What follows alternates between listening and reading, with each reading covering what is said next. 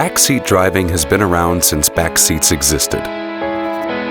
According to backseat drivers, they feel it's their responsibility to inform the driver about traffic signs, to tell them when to slow down and where to turn.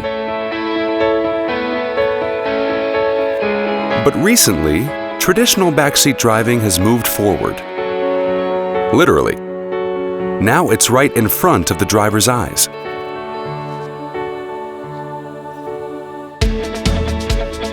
Head-up display, another clever feature to make your journey safer.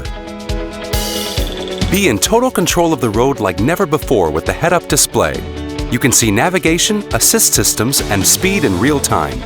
To adjust the head-up display, go to Menu, Vehicle, Interior, and Head-up Display. From there, you can switch the head-up display off and on and adjust its position to your comfort. You can also tap or swipe to adjust the brightness level, as well as adjust the color scheme for visibility in all conditions. Finally, you can choose which helpful features you'd like to be displayed, apart from speed, which is always displayed. We wish you safe travels with the head-up display, and we hope you're enjoying your new ŠKODA. ŠKODA. Simply clever.